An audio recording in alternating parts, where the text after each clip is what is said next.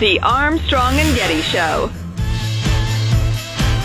Hey there, we're talking with Tim the lawyer, Tim Sandefur, who is joining us on the Armstrong and Getty Show, as he has for 13 years, he claims, which is a long time. Started as a caller. Fact check. Back when you used to have calls. That's right. Yeah. Of course, that was also because they hadn't yet invented text messaging. So, you consider yourself a libertarian. yes.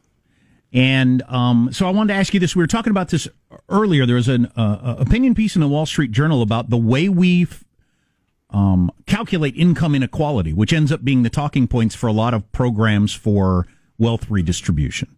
And they use, I don't know if you heard us talking about it, but the argument was, you take somebody who makes $1 million and you say, okay, that person has $1 million. You don't say, well, they actually have $500,000 after taxes. And then you take somebody who makes $4,000 a year and you say they've got $4,000. You don't actually say, well, they've got $60,000, because that's how much they have after they get all the programs they qualify for. Right. And so we're not comparing the actual realities.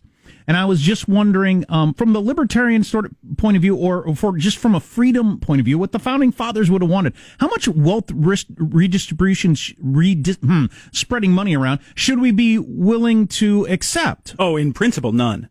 In reality, Yeah, well, I don't know. or in really how to reality, answer would you say none? So the founding fathers were quite clear that, as the Federalist Papers says, the equal protection of unequal ability is the first rule of government.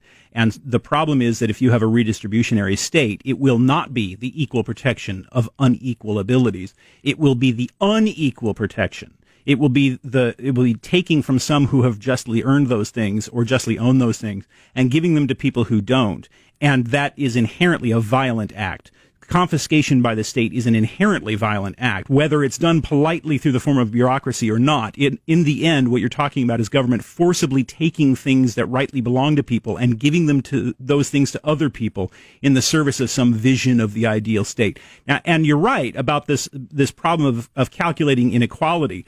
And it goes further than that, by the way, because a lot of the time we don't measure where individuals go from those categories. We act as if these people stay in these categories their whole lives, and they don't. People move from one category to another. They go from moderate income to high income over the course of their lives, and these measurements of equality or of income inequality fail to account for that. And so it acts as though these are permanent things when they're not. People move from one category to another, and that's how it should be. Freedom is going to end up in unequal results. That's what freedom does. But if you prioritize freedom, then that is not as much a concern. Whereas if you prioritize equality, you're going to sacrifice freedom and, in the end, not really get equality, because people just aren't fundamentally equal in every respect. So you're going to have to go back and redistribute and redistribute and redistribute. For example, imagine that you have a marathon and everybody starts out at exactly the same spot. They're not going to end up at the same spot. Some people are going to come in first, second, third, and so forth. Okay, so now you have to shift the ratios in order to equalize them, right? Make some people start way in the back and some people wear leg weights and so forth.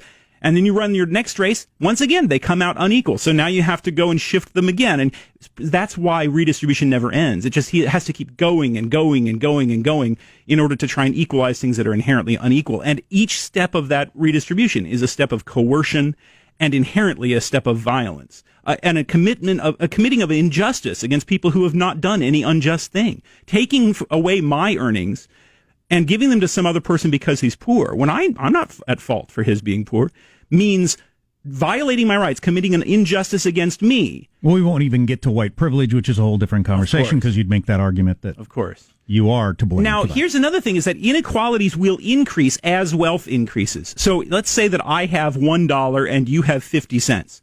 The inequality is 50 cents, right?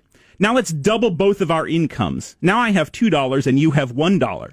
Well, the inequality has doubled also, right? Because now the inequality is a whole dollar instead of 50 cents.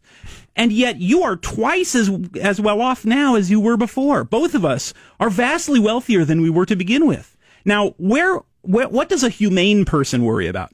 A humane person worries about the absolute wealth, worries about lifting poor people from the bottom by ensuring that they have more wealth. It's the inhumane person who says, oh no, we can't have that because the inequality has doubled. We don't like that inequality, so we've got to make sure to prevent the inequality. No, your focus is on the wrong thing. You should be focusing on increasing the wealth, not on making sure everybody is equal. And as Margaret Thatcher famously said, socialists would prefer that people have less in order to ensure that they are more equal. Whereas what I'm saying is, yeah, you're going to have inequalities, but when people are wealthier, they are better off, even if they aren't as wealthy as Bill Gates or something like that. So many avenues we could discuss on that topic, and I would like to, but we're running a little short of time, and I did promise to change people's lives, which is a hell of a thing to promise on a radio show. So one of my favorite aspects of talking to you through the years, Tim, is that the scales have flown from my eyes on a couple of topics, to quote the good book. For instance, the idea that a government permit, why is the government even being asked to permit me to do something? I'm just going to do it unless I'm hurting someone else. So a lot of our ideas of liberty are upside down right now. What broad principle of liberty do you think has gotten turned on its head in modern America that people ought to be reminded of? Oh boy, you've said a very good one, which is this idea that whether you're presumptively free, unless there's some good reason to prevent you from being free, versus the idea that you are not free unless the government says you are. And what we have done is we've increasingly transformed into what I call a permission society, where you are not presumptively free unless you first get permission to do the thing that you want to do. And there are all sorts of problems with that. One is that we can't really imagine the benefits of any new innovation before somebody introduces and tries that experiment. And the idea of having to get a government permit assumes that government bureaucracy somehow knows the right answer to something. I mean, I've done lawsuits where I did a case in Kentucky a few years ago where the question was that there's a law that says you're not allowed to run a moving company until you first get a permit from the government. And in order to get a permit, you have to prove that there needs to be a new moving company in the state. Well, how do you prove there needs to be a move? You can't prove that. There's no, and the idea that the government knows how many moving companies there ought to be in the state of Kentucky, of course they don't know the answer to that question, and they can't possibly. So it's very dangerous that we've shifted our society from one where you are presumed to be free unless there's some good reason to limit what you do, into a society where increasingly you are not free unless you get some form of government permission. And think of all the different things you have to get permission for. Everything from building a house to owning a gun to to possessing medicine. That's what a prescription is a government permission slip for you to have a medicine. So I think that overall is a very good example of how we had a really important principle, and I think most Americans still hold it.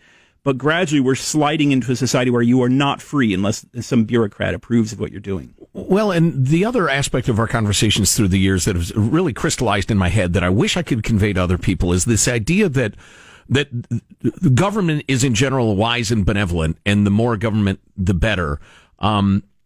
As opposed to the concept of rent seeking, for instance, that the more powerful and rich a government gets, the more awful behavior you're going to get. Because it becomes economically valuable for me to get the government to do my bidding. So I'm going to invest my time and money to get the government to do what I want them to. So that's why you have these repeat players of powerful private interests that use the government to profit themselves, whereas newcomers who don't have that kind of political influence, they can't obtain that. And so everybody talks about government wealth redistribution as if it's going to cure problems, when all that does is that power is going to fall into the hands of the politically effective, the politically powerful. And it's not going to be exercised to benefit those who are most needy or most deserving. And this presumption that government is made up of angels is just amazing. There's a new story I was reading just this morning about this guy named Ibram Kendi, who published a book called How to Be an Anti-Racist. All the left I've been talking about this. This is a big deal and one of the most dangerous things that's happened in decades. And his big proposal is we have a government bureaucracy that, in his words, literally governs absolutely everything to ensure that it's anti-racist, whatever that means. Well, you're either racist or anti-racist. There's no such thing as I'm not a racist. And government bureaucracy is going to ensure that everything is anti-racist. Now, even aside from the vagueness of the definitions and all those sorts of problems, he just seems to assume that government is going to act in an anti-racist fashion, as if government is staffed by angels, which, if anything, has there ever been an example of it doing that? I mean, if anything, it's been exactly the reverse throughout all of recorded history. And yet we assume that. And Jefferson, in his first inaugural address, has this great line where he says, sometimes we are told that people cannot be trusted to govern their own lives. Have we found angels in the forms of kings to govern us? Of course we haven't. So if we haven't found angels in the forms of kings to govern us, then why would we trust a government with more power? If people can't be trusted to run their own lives and make their own decisions, then they certainly can't be given power to govern other people and run their lives and make decisions for them. If I'm not smart enough or moral enough to run my own life, then why in the world should I have power to run your life? It should be just the opposite. And yet this presumption, the leftist presumption typically, although you also find it among conservatives quite a lot, this presumption that people cannot be left to run their own lives is then wedded to this sort of mystical notion that somehow government bureaucracy is going to be staffed by perfect people who aren't biased, who aren't looking out for their own private interest, and who aren't going to do the bidding of their cronies and their friends. And other than all of human history, they have an argument. Right. Yeah. I mean, the most racist societies in the world, the most polluted societies in the world, the poorest societies in the world, the most oppressive societies in the world, the most discriminatory, these are all collectivist societies. Environmentalists think that government is going to act in some fashion to protect the earth against evil, greedy capitalism. Well, if that's true, why are the dirtiest places on the planet the places with the weakest property rights and the biggest government? The former Soviet Union is a toxic wasteland. China is a toxic wasteland. And the government is in charge of everything there. So if government is going to protect the earth against the evils of the profit motive, it hasn't worked there. Why would we assume that it would work here? When in fact, even in the United States, the government was responsible for everything from the extinction of the buffalo to the extinction of the bird of Hawaii. These things were all done by government authorities who didn't have to answer for profit motives, didn't have to answer for the safety of private property. Mm-hmm. As Aristotle said 2,000 years ago, that which is owned by nobody has the least amount of care bestowed upon it.